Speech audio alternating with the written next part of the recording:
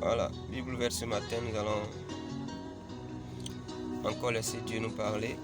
Je te salue, je te salue. Et je bénis ta vie ce matin encore. Je bénis ta vie ce matin. Et je prie que ta semaine également soit bénie. Merci de me suivre. Et je sais que cela te fait du bien chaque matin.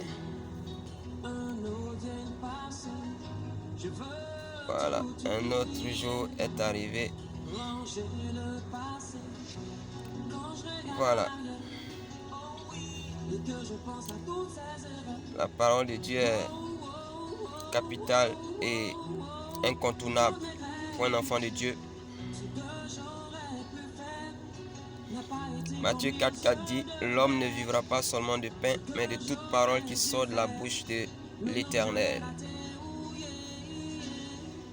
C'est exactement ce que nous faisons. L'homme ne se nourrira pas seulement de pain, mais de toute parole qui sort de la bouche de Dieu.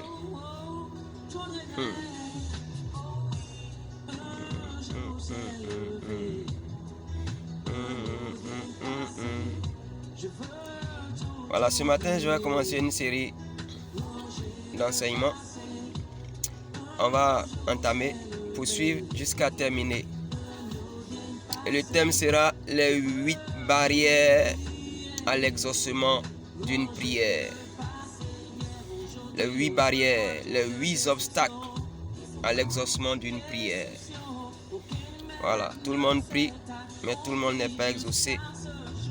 Tout le monde prie, mais tout le monde ne reçoit pas l'exaucement. Alors, l'exaucement, c'est quoi? L'exaucement, c'est l'aboutissement, le résultat à notre prière. C'est le oui de Dieu. Parce que Dieu a 3 réponses à nous donner dans une prière. La première réponse, c'est oui, mon enfant, je t'accorde ce que tu demandes. La deuxième réponse, c'est patiente, je vais te donner, mais patiente. Et la troisième réponse, c'est non.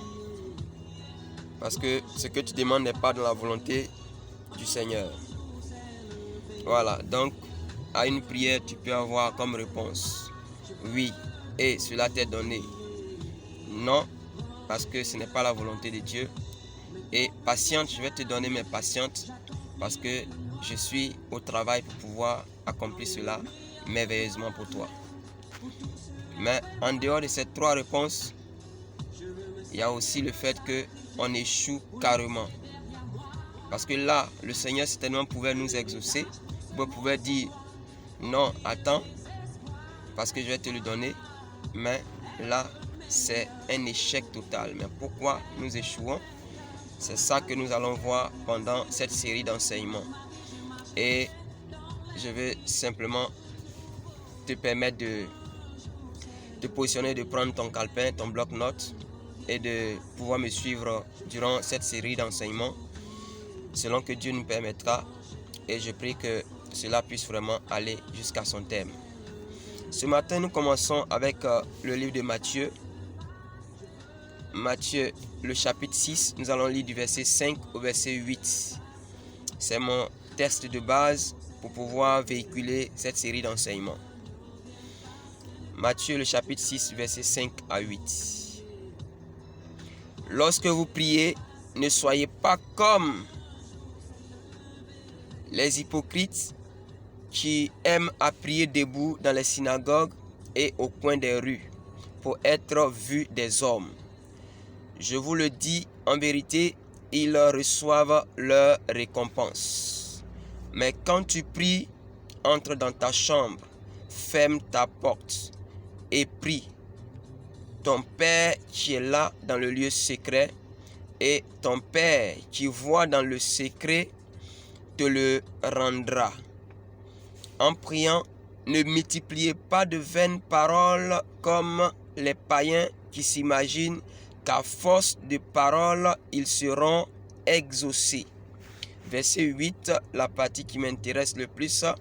Ne leur ressemblez pas, car votre Père sait de quoi vous avez besoin avant que vous le lui demandiez.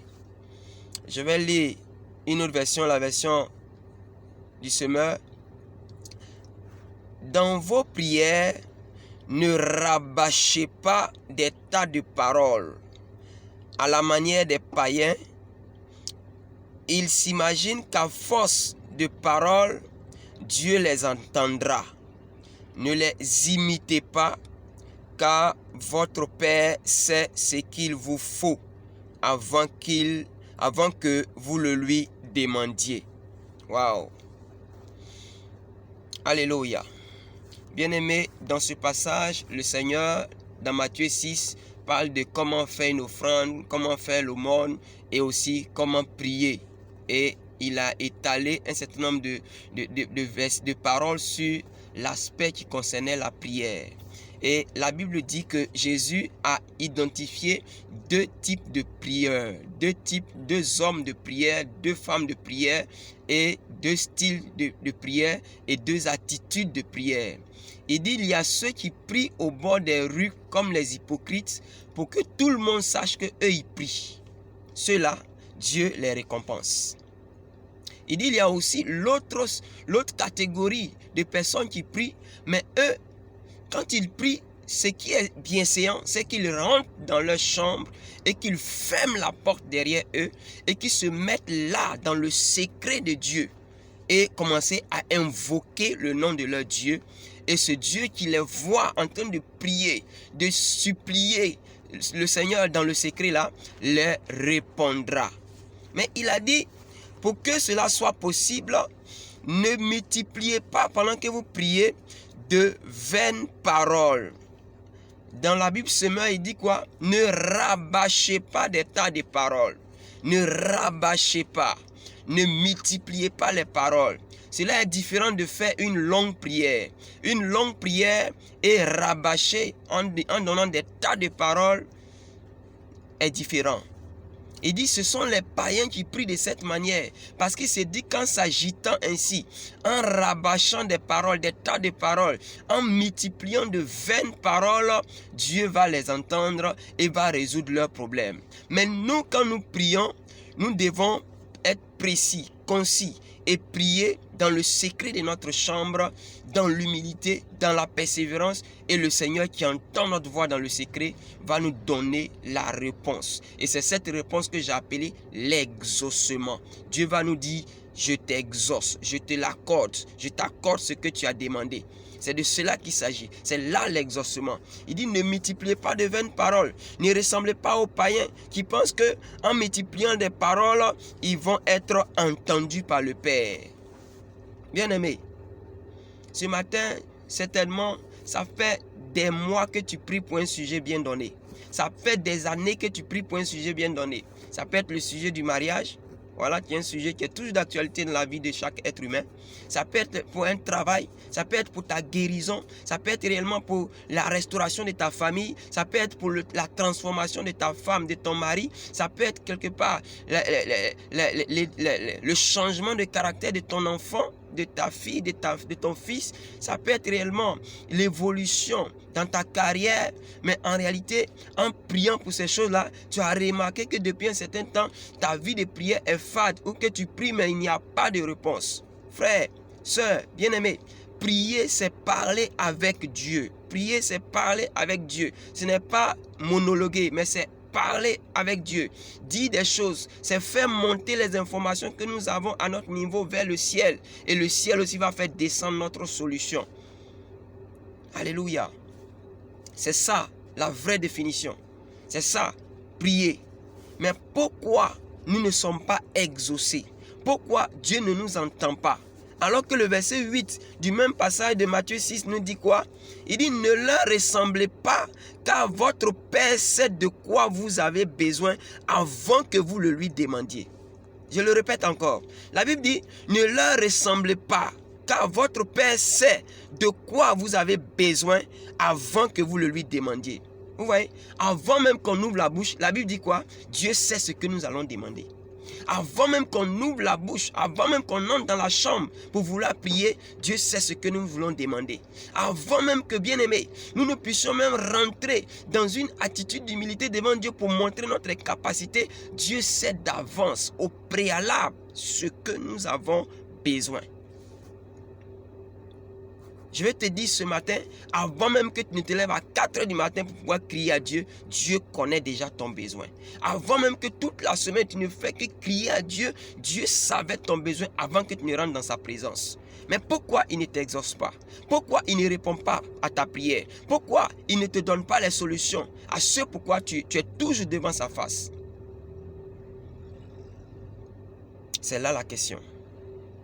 Et c'est pourquoi nous avons l'opportunité de t'amener à comprendre non seulement les raisons pour lesquelles ta prière n'est jamais exaucée, les raisons pour lesquelles ta prière n'est pas entendue par le Père, les raisons pour lesquelles les anges ne montent pas avec tes sujets et ne descendent pas avec ta solution. Est-ce que tu me comprends ce matin? La Bible est claire, il dit ne leur ressemblez pas, car votre Père sait de quoi vous avez besoin avant que vous le lui demandiez. Est-ce que tu as une fois lu ce verset-là? Avant que tu n'ouvres la bouche, Dieu sait ce que tu as besoin.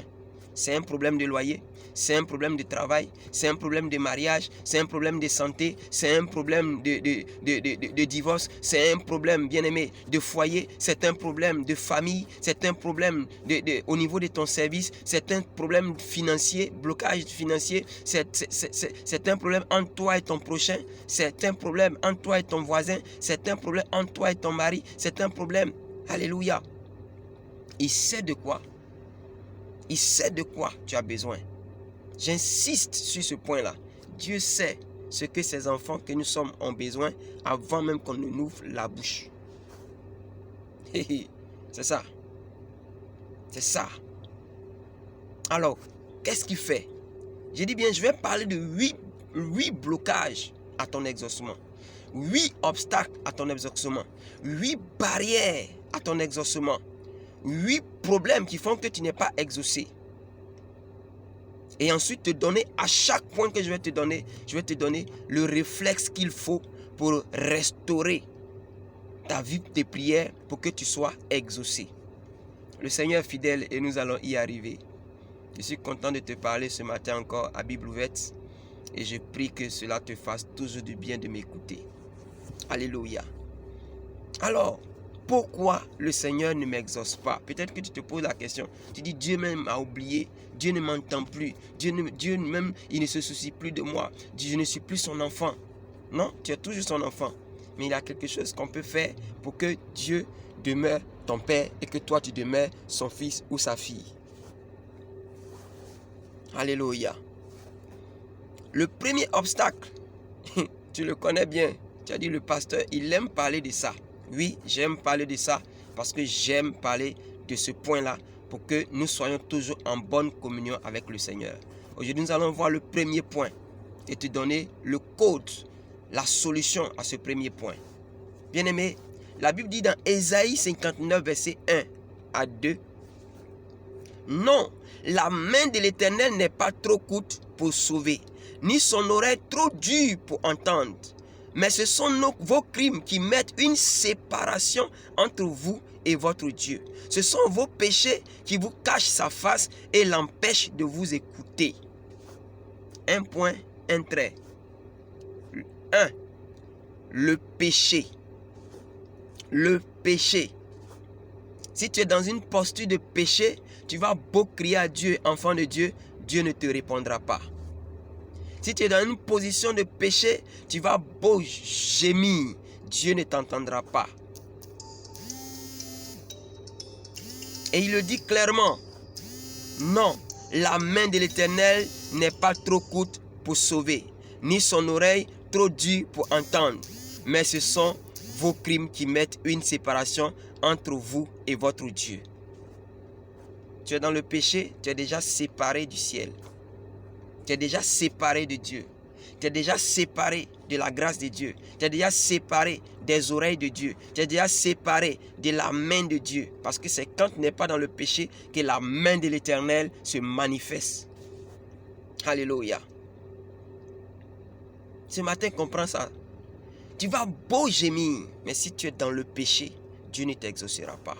C'est le premier obstacle à l'exaucement à ta prière, pour avoir un résultat à ta vie de prière. Alléluia. La Bible dit le salaire du péché c'est la mort, mais le don gratuit de Dieu c'est la vie éternelle en Jésus-Christ. Tu pêches, tu es comme mort.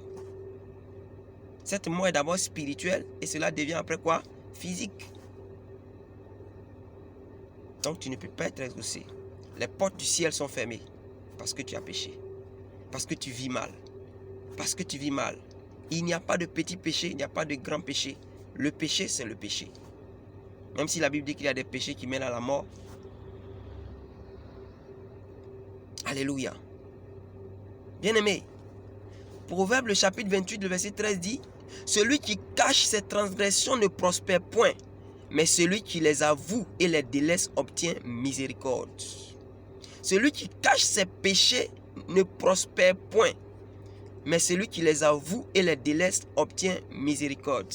J'ai dit, je vais parler d'une série d'enseignements, les 8 obstacles à l'exaucement d'une prière. Et aujourd'hui, nous sommes en train de voir le premier point, c'est le péché. Que Dieu te bénisse.